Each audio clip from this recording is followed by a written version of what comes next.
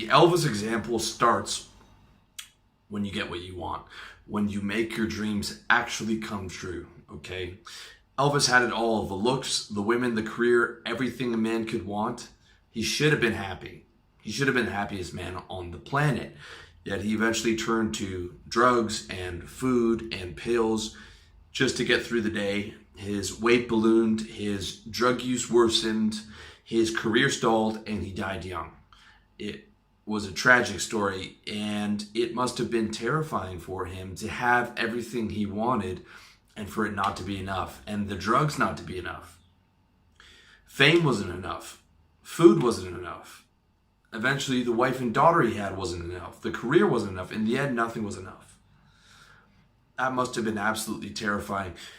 The problem with getting everything you want is that it's not enough. At first it is, when you reach that new plateau, when you're high on life, when everything's great and you're loving everybody. But eventually you get bored of every game. Think about every video game you've played. You eventually get bored of it, okay?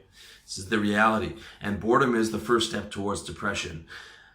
When I finally got free and got to Thailand and got to work full-time on my dream business and never have another teacher or a boss or a parent or anybody tell me what to do, and I had enough money to be financially free, and I'm living in the sunshine and I'm able to just take my motorbike everywhere, I was flying, man, I was flying.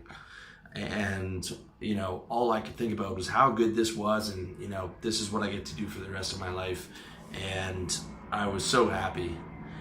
And, you know, I thought happiness would be a given after that, okay? After those first couple months of flying and all the time I spent saving and all these different businesses that I tried and you know, the amount of hard work it took to get financially free and to get everything that I wanted and to be able to actually make a living in this business, you know, which is the one thing that I wanted to do in this world. I thought happiness would be a given even after I settled in, okay? Once I never had to do another 100 cold call day, okay? You know, never had to be in school again. Never had to work another job that I hated. Never had to go through 6 months of winter in Canada. Never had to, you know, have sales targets and a boss breathing down my neck and having to deal with clients who were disrespectful and so on and so forth. But what I didn't realize was by removing that pain, by removing those daily pain points, I lost the payoff of pain removal. Okay, let me say that again. I lost the payoff of pain removal. Just the end of a sales day was enough to make me happy.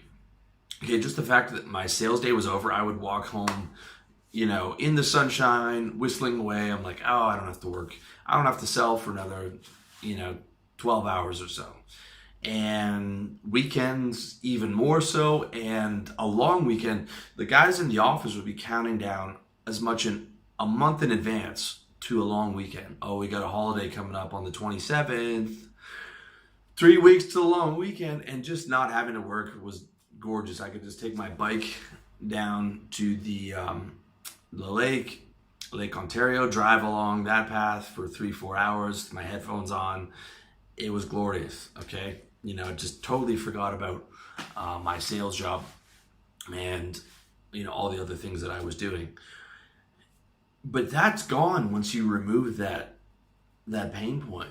You know, it's like you love having a day off from school, but when you have every day off and you're faking sick and writing in those fake sick notes that I used to do and staying home and watching The Price is Right on TV, that loses its appeal very quickly, okay? Because you don't have the pain point anymore. So that's a scary thing to realize. That was a very scary realization for me. I had to relearn how to live life as a totally free man. I've had periods where I didn't have to work, like after I made a bunch of money in trading, you know, various different periods like that, but not truly free for a long period of time. And the bulk of my life, it was getting through the school day till the day was over, and getting through the work day, because I didn't like what I was doing. I was doing it for the money. And if only I could work from home, somewhere beautiful, and do what I want. You know, if only I didn't have to go to an office. If only I could just get one of these damn businesses to work. You know, I tried 3, 4, 5 of them. I was like, just let that one business work. Let me able to be in control of my revenue, my time, and where I work, and not having to go into an office and just be totally free. And I got that, and I got to this country that I've been thinking about since I read that Tim Ferriss book, you know, the decade before. All right, and I got there, and I got bored of it, and it wasn't enough. That was scary. I gotta tell you, that was really scary. Okay, and it took me months to admit it, because I was scared. I would just keep whipping myself. I'd be like, this is so great. You're so lucky. You're so blessed to have this. Your friends are right now working at an office job in the middle of winter selling on the phone, which is true.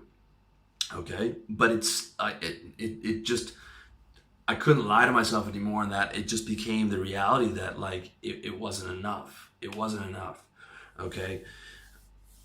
I got bored of it, and the reality was I had to create new games. There was no other way. I had to create new games for myself. I had a big mission. I had to make that mission even bigger, and I had to force myself back on the same schedule that I was on before, if not worse. In fact, I grind harder now than I did at a job.